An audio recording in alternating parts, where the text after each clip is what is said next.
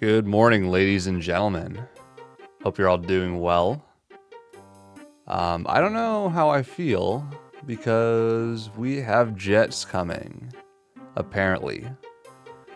Which, depending on how they are implemented, could either be a really cool thing or a really bad thing. I'm already seeing bombs, so I have a feeling I'm not going to like them. Let's read this. So, while planning the content for the upcoming Jet Power update, we tried to closely follow your suggestions and feedback. The main stars of the update, jet fighters, will appear in the research tree of all playable nations.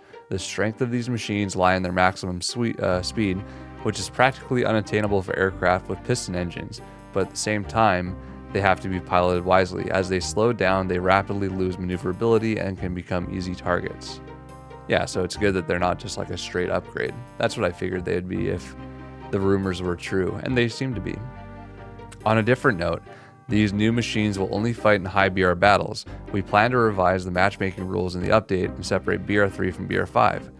Ooh, okay. So all of a sudden BR3 is looking even better now.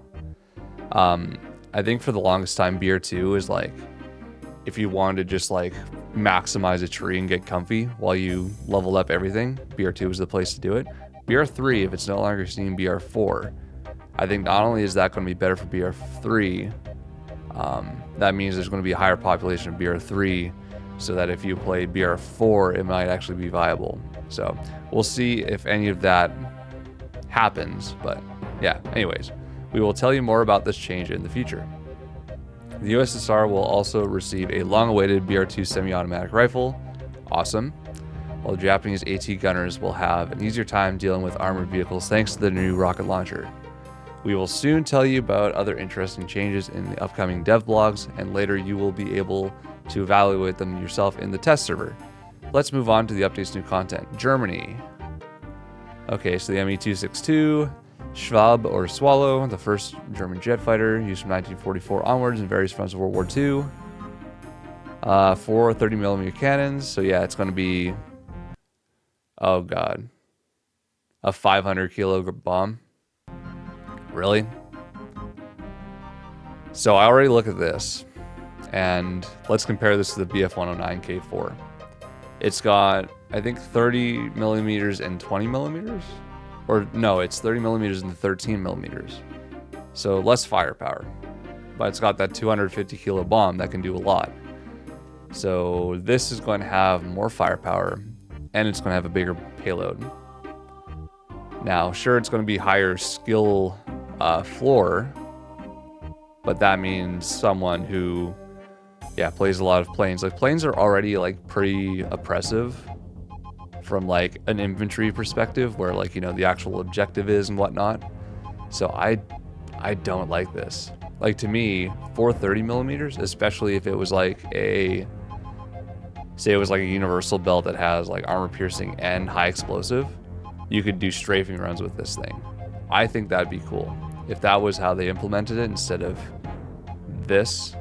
Like, this is just kind of a, you know, practice in like practice mode for like 10-15 minutes, get used to the bombing distance, and then yeah, you just win. So I don't know, I think this shifts the power even more towards vehicles when that was already kind of an issue in the game. But anyways, we'll keep going. MG81 BR5. The MG81 is a German aircraft machine gun, replaced the MG15 in 1939. MG1 stands out even higher, 1760 rounds per minute. So that's a base of 1600, which is like huge. And I have a feeling it's going to have like a 100 round belt. Yeah, so we'll have to see what the stats look like. If it's like pretty high, like I have a feeling it's going to have both high vertical and horizontal recoil, kind of like the MG15. And the I think most high beard ones do, but yeah, we'll have to see. Like, it'll probably be good in bursts or whatever, but yeah, I don't know. I don't know if I like another thing to me complaining. I don't know if I like weapons of this high RPM being in a tech tree. Well, I don't know. If there was something like this for all the nations, maybe. Like, I don't like this, like, nations having access to stuff that others don't. Like, you know, for example, like, I think the classic example is, like, you compare German SMGs at BR2 to, like, the Soviet PPS-43, or, like, AVS-36 versus FG-42, where, you know, AVS can one-tap a German BR-5 with vitality, but a German BR-5 can't kill a Soviet BR-5 one-tap with an FG because of body armor and vitality. So, I don't know. I don't like that, like, shift in, like, I'd like things to be a bit more equal there. So, yeah, I mean, it's good to have more variety. If they can find other stuff like this for other trees, that'd be cool too. Okay, USA, Meteor F Mark III. The UK was one of the first countries to encounter the new German Schwab jets. I think I pronounced that correctly. The response to them was a Meteor. So this is a British fighter jet. They actually had, like, I believe they had these built, and just, like, defending the mainland, or the main island. Like, they could have technically been used, but let's see, 420mm cannons, 2 1,000-pound bombs. Bro, why? Why are we doing this? Like, this is just ridiculous. I really hope people talk about why this is a problem. We should not have, like, jets that can both outmaneuver the top fighters and be the most effective bombers in the game, where they can just zoom in, drop, zoom out. I don't think that's good. That's not healthy for the game. That's not what the game needs right now. Okay, Northover Projector, British ad hoc anti-tank weapon, developed 1940. Intends a simple, cheap countermeasure against tanks and infantry in case of a large-scale German landing in Great Britain. All flamethrower squads of all nations will be able to build these. Fire self-igniting phosphorus grenades over a considerable distance. So, I have a feeling people are going to read that and think, oh, I can kill tanks with this. I don't know. From the sounds of it, maybe not. But would be kind of a neat little thing that could make flamethrower squads more interesting and unique. If it could. We'll have to see how, like, effective this white phosphorus stuff is, but either way, it sounds like, yeah, more of like a defense sort of use. So from a meta perspective, we're not going to see more flamethrower squads, which is a little unfortunate. Okay, Japan gets the Kika, pretty much like a big fat ME-262, 230mm cannons, and then it has a 500 kilo bomb. Again, I'm not a fan of this. Please stop. Stop it, get some help. And then another Offenrohr, bruh. So here's the thing. Japan, they had 2 other anti-tank weapons that they could add to the game. One is a larger version of the Type 4 launcher that was like 9cm, and I believe had like 120 millimeters of penetration. And then they also had like an anti-tank spigot grenade, like a grenade launcher sort of thing for the Type 97 anti-tank rifle. And that thing, depending on the source, I haven't found like a primary source for it yet, but they say between 200 and 250 millimeters of pen. So that could be like a Japanese combo between the Type 97 AT rifle as well as a Panzerfaust. So to me, that would bring more like uniqueness to the game without like being like overpowered compared to like an Offenrohr, for example. But I don't know. Now we have 3 nations with an Offenrohr.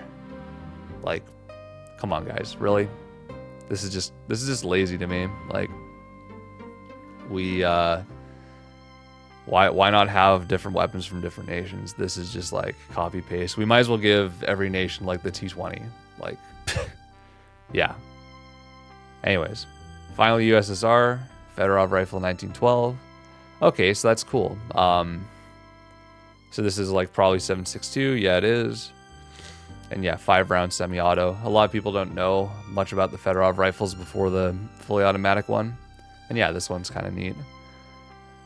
15.3 damage per shot, 350 rounds per minute. So I have a feeling I'm going to be buying a lot of these. Yeah, because that's crazy. That's like the Winchester was already really strong for Soviets, but I might just run the semi-auto. Like, I don't know. I'm worried about this being power creep because 15.3 at 350 rounds per minute. The best, like, both the Amriguera and the Taipei are also BR2 semi-autos that are 6.5 millimeter.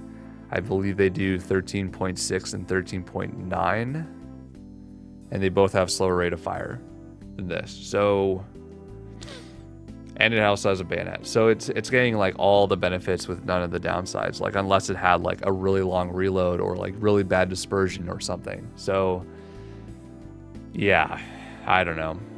I'm complaining a lot.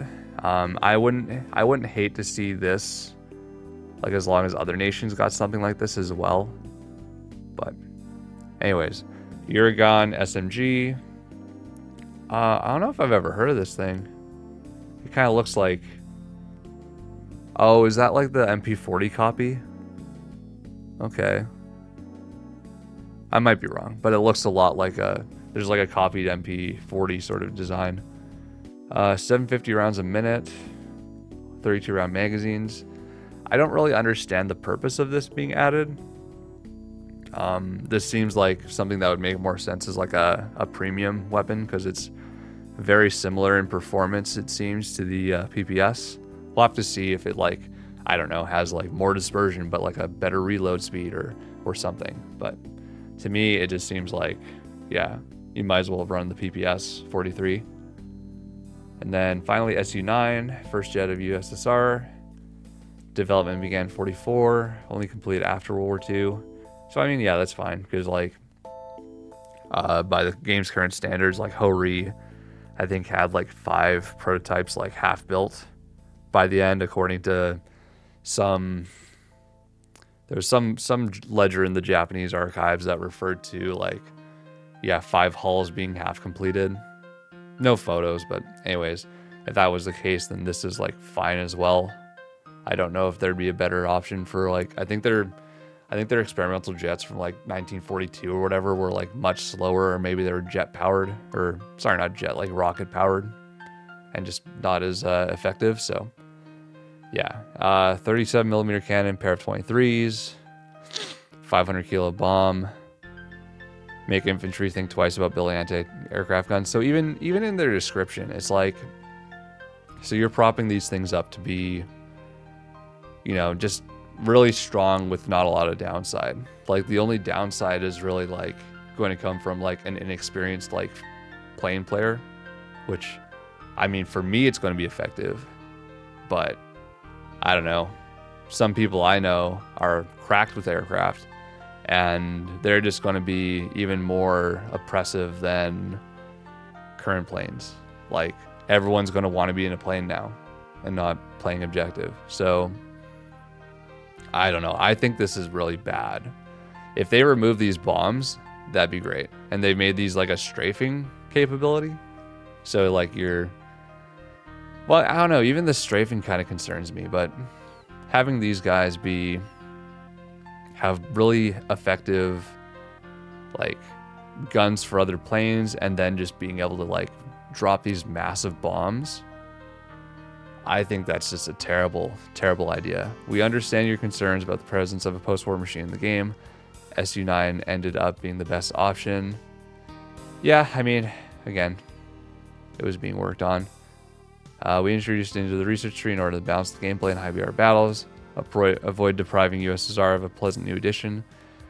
I guess it's fine.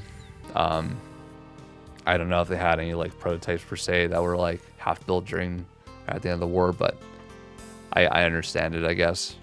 But even this, it's like you're wanting to order like balance the gameplay, but we're having sort of side grades that are better than other options, like the Fedorov 1912 and the MG81. And I don't really like that. So to make a quick like little summary, I mean, I think jets are cool.